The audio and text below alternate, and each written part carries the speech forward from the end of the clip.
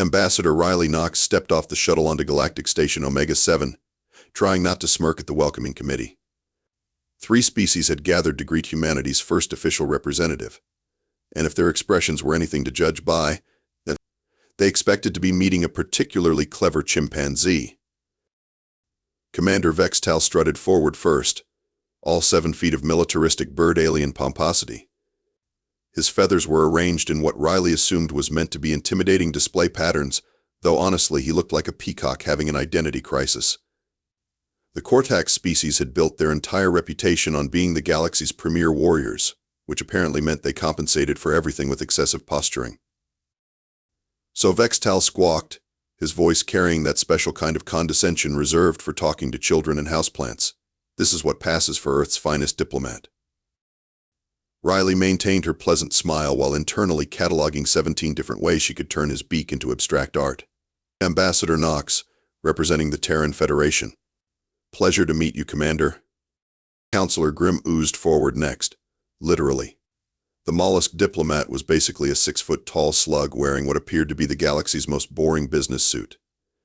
His species had somehow convinced everyone that being slow, slimy, and bureaucratic made them natural-born administrators. Riley wondered if the galaxy had serious problems with their hiring practices. Ah yes, the newcomers, Grimm gurgled through his translator, leaving a small trail of slime with each word. We have prepared a comprehensive 73-step evaluation process to determine if your species meets the minimum requirements for galactic citizenship. 73 steps.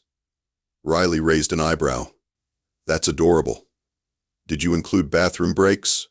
Or are we expected to hold it for the full performance? The third member of their little welcome wagon buzzed forward. Tech Lord Zippity belonged to the buzzer species, which looked exactly like what would happen if praying mantises discovered espresso and engineering degrees. His multifaceted eyes whirred and clicked as he analyzed everything with the subtlety of a scanning electron microscope. Fascinating specimen, Zippity chittered. Circling Riley, she was a particularly interesting rock.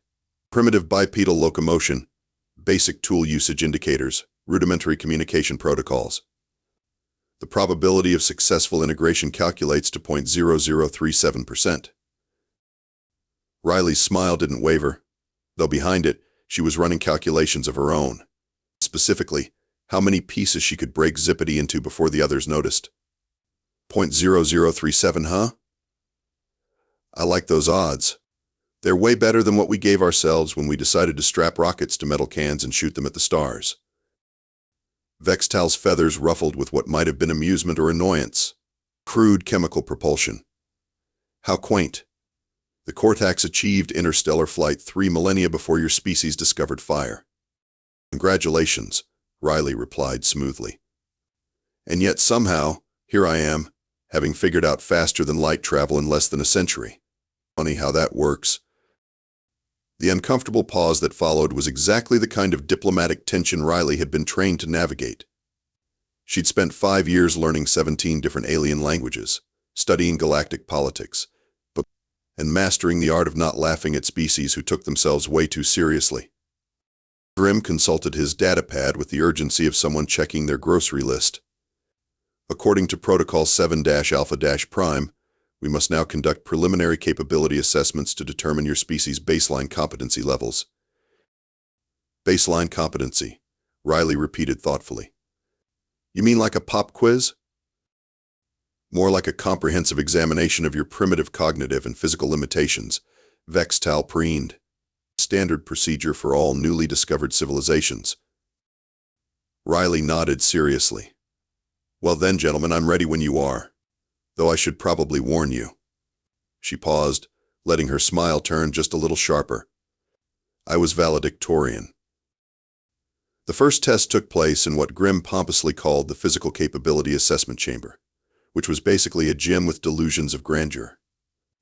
Vex'tal had insisted on demonstrating proper Korthax strength first, because apparently showing off was a prerequisite for all warrior cultures. Observe, Vex'tal announced, approaching a machine that looked like a cross between a weight bench and a medieval torture device.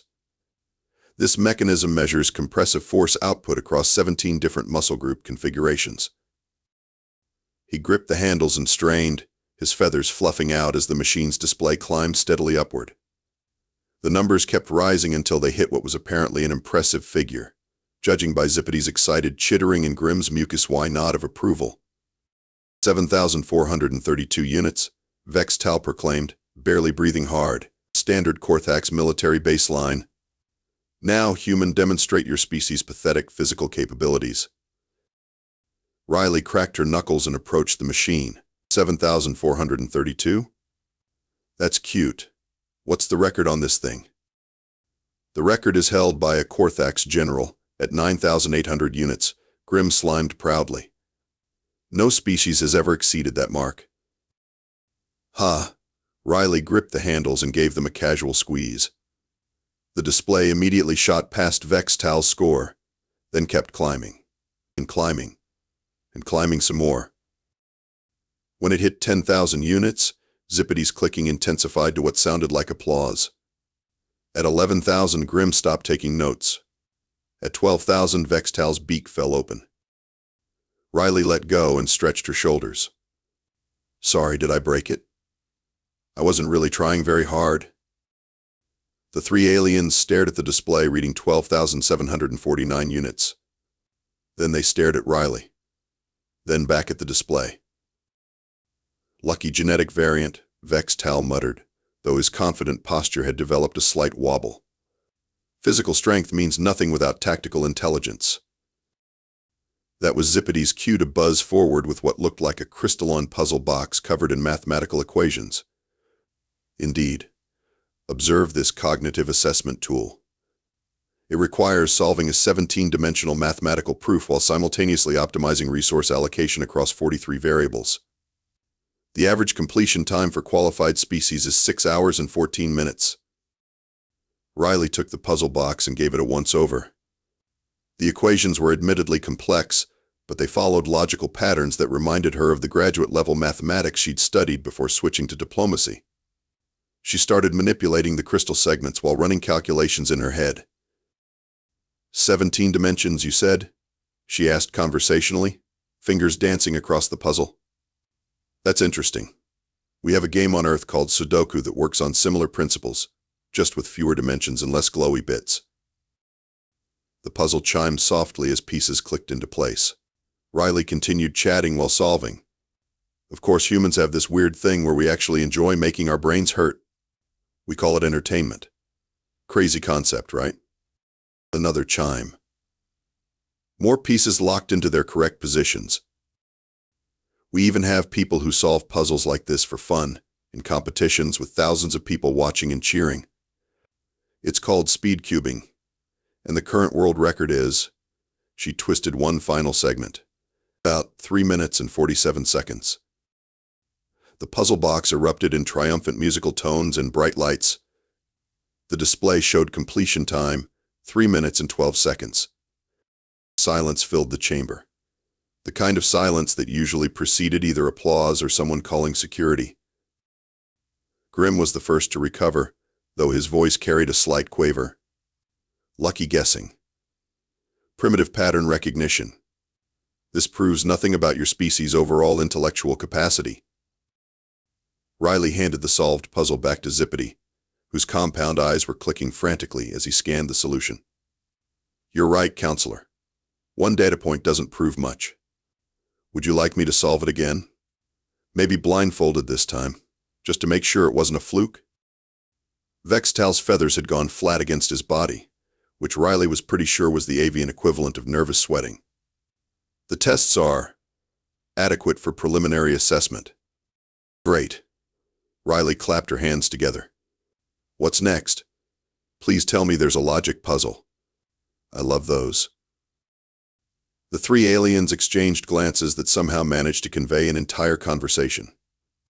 The conversation appeared to be something along the lines of what have we gotten ourselves into? Followed by should we run?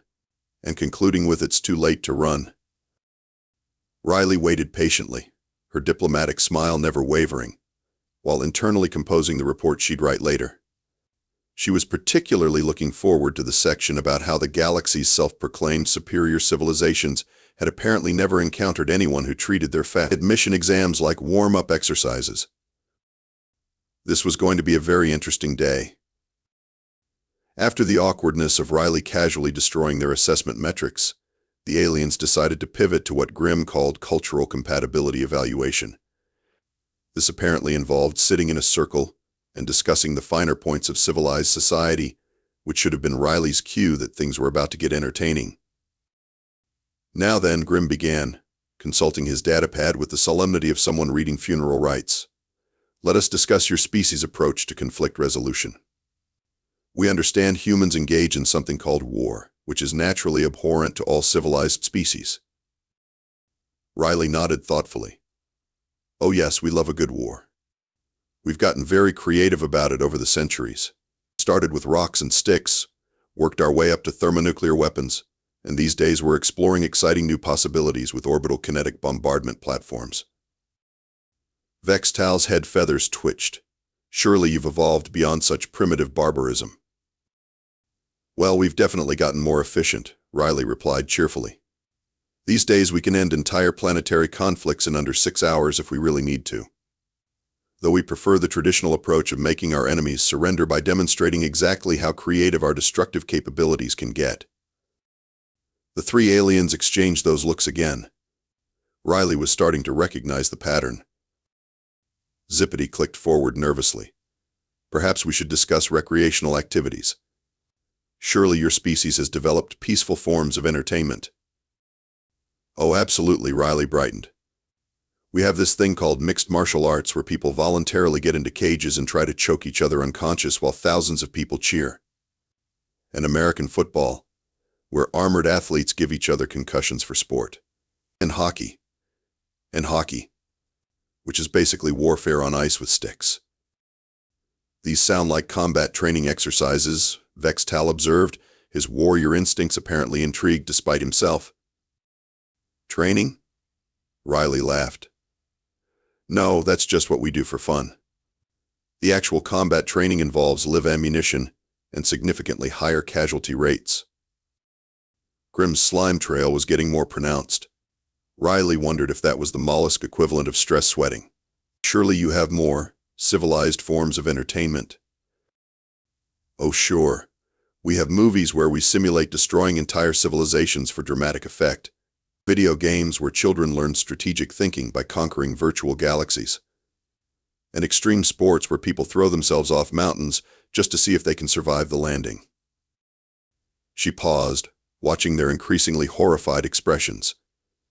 We also have this thing called reality television where we voluntarily subject ourselves to psychological torture for the entertainment of others. That one's probably our most terrifying cultural innovation. Vex'tal was standing now, his posture shifting from diplomatic to distinctly predatory. Your species appears to have an unhealthy obsession with violence and chaos. Unhealthy? Riley tilted her head with genuine curiosity. We prefer to think of it as thoroughly tested survival strategies. After all, we didn't become the dominant species on our planet by being polite. Dominant species. Zippity chittered. What happened to the others? Riley's smile took on a distinctly sharper edge. Well, the ones that tried to eat us generally didn't last very long. The ones that competed with us for resources either learned to coexist or became resources themselves. And the ones that just minded their own business are mostly doing fine, as long as they stay out of our way.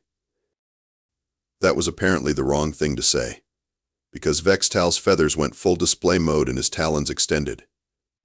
In one fluid motion, he moved faster than Riley had expected, crossing the space between them and grabbing her collar with one clawed hand. Perhaps, he hissed, his beak inches from her face. It's time someone taught your species about respect for their betters. Riley looked down at the clawed hand gripping her collar.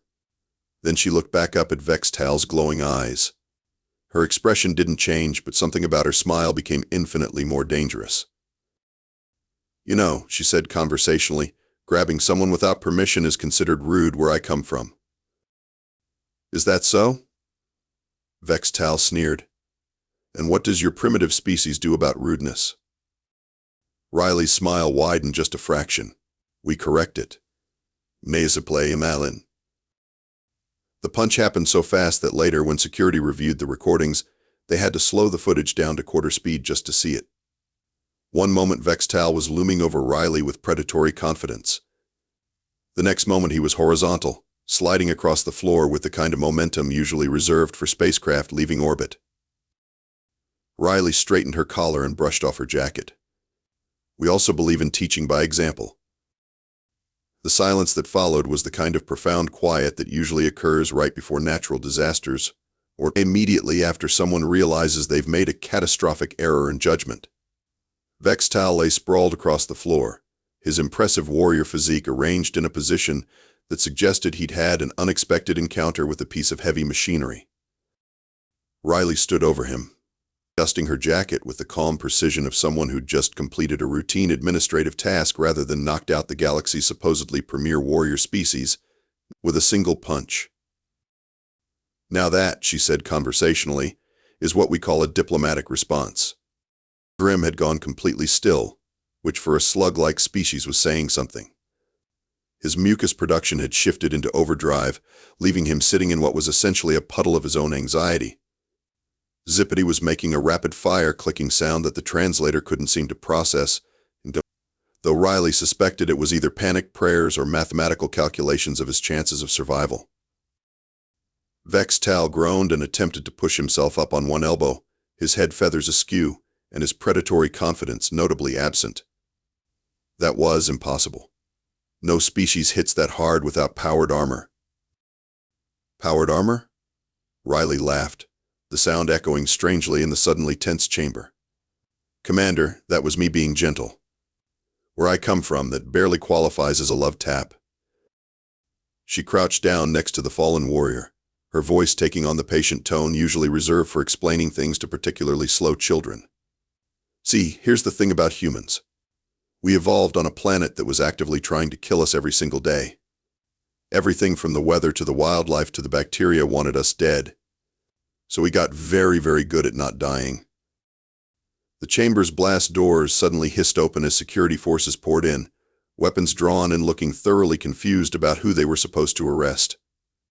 They found their supposedly invincible commander flat on his back, and a small human diplomat calmly discussing evolutionary biology. The security team leader, another Korthax with less impressive plumage than Vex'tal, aimed his weapon at Riley with the kind of nervous energy that suggested he wasn't entirely confident in his life choices. Step away from the commander. Riley glanced up at the assembled security forces with mild interest. Oh good, backup. Though you might want to help your commander to medical. I think I might have rattled his brain a little. You attacked a Galactic Council representative. The security leader squawked. Actually, Riley corrected, standing up and dusting off her hands, he attacked me. I just responded with what we call proportional force. If I'd actually attacked him, we'd be having this conversation over his memorial service. That statement caused a ripple of nervous clicking and feather rustling among the security team. Riley noticed with professional interest that their weapon grips had gotten distinctly less steady. Grim finally found his voice, though it emerged as more of a terrified gurgle. This is unprecedented. Violence in the council chambers is forbidden by 17 different interstellar treaties. Treaties, Riley mused, that apparently don't cover self-defense against assault. Interesting oversight in your legal framework. Emergency klaxons began wailing throughout the station as word spread about the incident. Riley could practically hear the gossip network spinning up to full power. By the time the story made its third retelling, she'd probably grown 12 feet tall and breathed fire. Zippity, who had been conducting what appeared to be frantic calculations on his personal datapad, suddenly looked up with an expression of dawning horror. The force calculations are impossible. The kinetic energy transfer required to achieve that displacement would require, oh no. But what? Grim slimed anxiously. If her casual defensive response generated that much force, Zippity chittered, his compound eyes focusing and refocusing rapidly, then her species' actual combat capabilities would be, he trailed off, running more calculations. Riley waited patiently while the insectoid's mathematical mind processed the implications. She'd always enjoyed watching people work out the math. Would be what? the security leader demanded. Zippity's clicking intensified to machine gun speeds. Catastrophic. Absolutely catastrophic.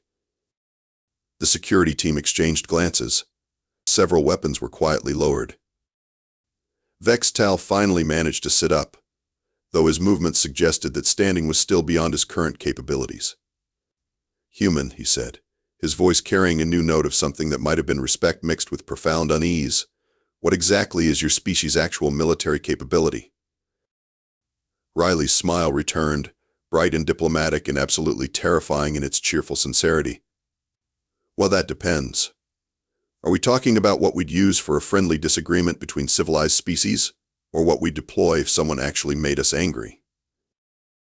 The silence that followed suggested that everyone present was suddenly very interested in keeping humanity in a friendly mood. "Because," Riley continued conversationally, "I should probably mention that I'm not actually from our military. I'm just a diplomat. The warriors are significantly less patient than I am." The gossip network aboard Galactic Station Omega-Seven operated at near light speed, which meant that by the time Riley had been escorted to a holding area that was definitely not a cell but looked suspiciously similar to one, that every species on the station had heard some version of events. Most of these versions involved the human diplomat growing to the size of a battleship and single-handedly conquering the Korthax homeworld. Riley found the embellishments amusing, especially the part where she'd apparently roared loud enough to shatter windows. Humans couldn't actually roar, but she supposed the truth was less dramatic than the rapidly evolving mythology.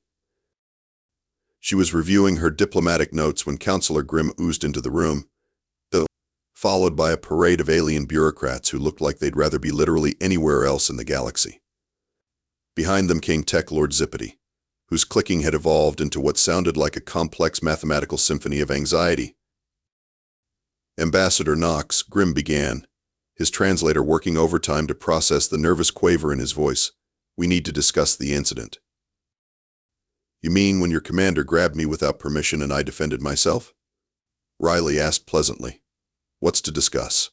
It was textbook diplomatic protocol. A crystalline representative, looking like an angry chandelier, chimed in with harmonics that suggested deep concern. "Protocol does not typically involve rendering senior military officials unconscious. That's because most species apparently don't train their diplomats in hand-to-hand combat," Riley replied. "We found it useful after the third time someone tried to assassinate one of our ambassadors." Uncomfortable silence filled the room. Riley noticed several aliens quietly backing toward the door. Zippity chittered forward, his datapad clutched in multiple appendages. "I have been calculating your species' probable military capabilities based on observed data points. The results are disturbing." "Disturbing how?" Riley asked with genuine curiosity. "If a diplomat possesses sufficient physical capability to incapacitate a Korthax warrior, and you claim military personnel exceed diplomatic capabilities, then the logical conclusion is that humanity could theoretically—" He paused, running more calculations. "Could theoretically what?" Grimm gurgled anxiously. "Conquer the galaxy," Zippity finished quietly. Riley blinked. "Why would we want to conquer the galaxy? That sounds like a lot of paperwork." The relief in the room was palpable until she continued. "Besides, conquest is inefficient. It's much easier to simply make everyone too nervous to oppose you. Saves time and resources." The relief evaporated instantly. A new voice spoke from the doorway. "Perhaps we should discuss humanity's actual intentions." Admiral Korthax entered, representing the station's high command. His species, the Vorthan, looked like crosses between Octopi and accountants, and were known for their strategic thinking. "Our intentions are simple," Riley said, settling back in her chair with diplomatic composure. "We want to join the galactic community, trade with other species, share knowledge, and occasionally defend ourselves when someone decides to test our patience." "Test your patience?" Admiral Korthax's tentacles writhed in what might have been nervous energy. Riley's smile turned thoughtful. "Well, for example, we recently had to discourage the pirate coalition from raiding human shipping lanes." "Discourage how?" Grimm asked. though his tone suggested he wasn't sure he wanted to know. "We made their entire fleet disappear," Riley said cheerfully. "Just gone. One day they were there, the next day they weren't. Very effective deterrent." Zippity's clicking reached panic frequencies. "Disappeared how? Destroyed? Captured?" "That information is classified," Riley replied with diplomatic smoothness. "But I can tell you that the remaining pirate organizations have been remarkably well behaved since then." Admiral Korthax's tentacles had gone completely still. "Ambassador, exactly how long has your species been capable of interstellar travel?" "Officially? About 50 years. "Unofficially?" Riley's smile widened just a fraction. "That information is also classified." The room fell into the kind of silence usually reserved for funerals and tax audits. Finally, Admiral Korthax spoke again, his voice carrying the careful tone of someone trying not to wake a sleeping dragon. "What would humanity require for peaceful integration into the Galactic Council?" Riley pulled out her datapad and consulted her notes. "Full membership with voting rights, unrestricted trade access, territorial recognition of current human space, and a formal apology from Commander Vex'tal for the assault." "And if these requirements aren't met?" Grim asked weakly. Riley's expression didn't change, but something about her smile became infinitely more dangerous. "Then we'll be very disappointed." The way she said disappointed made it sound like the kind of disappointment that resulted in entire star systems reconsidering their life choices. Admiral Korthax's tentacles began a rapid semaphore sequence that Riley recognized as emergency command codes. "I believe we can arrange a full council vote immediately." "How thoughtful," Riley replied. "I do appreciate efficiency." The emergency session of the Galactic Council was called to order with record-breaking speed, mostly because nobody wanted to keep the human diplomat waiting while an increasingly creative rumor mill turned her into a mythological destroyer of worlds. By the time the session began, station gossip had elevated Riley to the status of a demigod who could punch holes through battleships. Riley found the mythology amusing but unhelpful for diplomatic relations, so she'd taken the time to clarify a few details with Admiral Korthax. Yes, humans were surprisingly resilient. No, they couldn't actually punch through starship hulls. Yes, their military was significantly more capable than their diplomatic corps. No, they had no interest in galactic conquest because, honestly, who had time for that kind of administrative nightmare? The clarification seemed to have a calming effect, but right up until Riley casually mentioned that Earth's current defense network included orbital platforms capable of sterilizing continents if absolutely necessary. At that point, the calming effect reversed direction at considerable velocity. Now she sat in the council chambers, surrounded by representatives from 47 different species, all of whom were trying very hard to look calm, reasonable, and absolutely not threatening to the nice human diplomat who had redefined their understanding of physical violence. Commander Vex'tal stood at attention beside the Korthax delegation, sporting a magnificent black eye and what appeared to be a grudging expression of respect. Riley had to admire his resilience, both physical and psychological. The motion before the council, Admiral Korthax announced, his tentacles steady despite what Riley suspected was significant internal anxiety, that is the immediate admission of humanity to full membership status with all associated privileges and responsibilities. "I would like to add," Riley said, rising gracefully, "that humanity is genuinely honored by the welcome we've received here today. Despite some minor interpersonal misunderstandings, we look forward to contributing constructively to galactic civilization." She paused, letting her diplomatic smile brighten. "We bring to the table advanced defensive technologies, innovative problem-solving approaches, and a strong commitment to protecting our friends and allies from any threats they might face." The way she said protecting made it sound like the kind of protection that involved removing threats from existence entirely. "We also," she continued, "have extensive experience in conflict resolution, strategic planning, and what we call aggressive peacekeeping. We're confident these skills will prove valuable in maintaining galactic stability." Counselor Grimm, who had somehow managed to reduce his slime production to merely excessive levels, raised a tentative appendage. Ambassador, could you clarify what humanity considers aggressive peacekeeping? Riley's smile didn't waver. It's a diplomatic approach where we solve problems before they become everyone else's problems. Very efficient. The translation seemed to suggest that humanity's version of peacekeeping involved removing the ability of troublemakers to make trouble, permanently. All in favor of immediate admission? Admiral Korthax called. 47 appendages, tentacles, claws, and pseudopods shot into the air with the kind of unanimity usually reserved for votes on free lunch programs. Motion carried unanimously, Korthax announced, relief evident in his voice. Welcome to the Galactic Council, humanity. Riley stood and bowed graciously. Thank you all. I promise we'll do our best to be the kind of neighbors you can count on. The kind of neighbors you could count on to solve problems thoroughly and permanently, her tone implied. Commander Vex'tal stepped forward, his posture stiff with warrior pride and what might have been the beginning of wisdom. Ambassador Knox, I formally apologize for my inappropriate conduct earlier. I hope this incident won't affect relations between our species.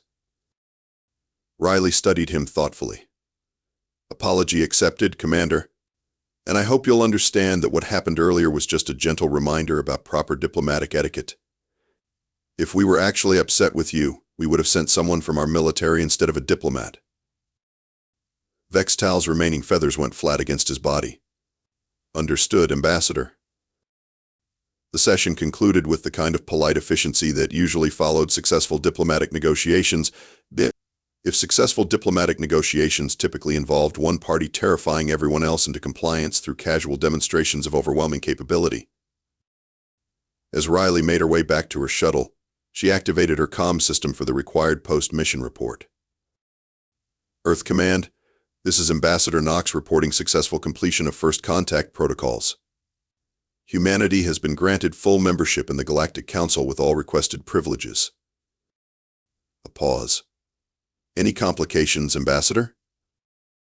Riley glanced back at the station, where she could see various species having what appeared to be very animated discussions about revised threat assessments and new diplomatic protocols. Nothing significant, Command. I think we've established a good foundation for future relations. The locals are very accommodating. Excellent work, Ambassador. Any recommendations for future diplomatic contacts? Riley smiled, watching a group of alien security forces practicing what looked like new non-threatening posture techniques. Just the standard protocols, Command. Be polite, be professional, and make sure everyone understands that no is a complete sentence. As her shuttle departed Galactic Station Omega-Seven, Riley settled back in her seat with the satisfaction of a job well done. Behind her, the galaxy's first human embassy was already being established with remarkable speed and enthusiasm. It was, she reflected, amazing how much diplomacy could accomplish when everyone involved had a clear understanding of the consequences of rudeness. The galaxy, she suspected, was going to be a much more polite place from now on.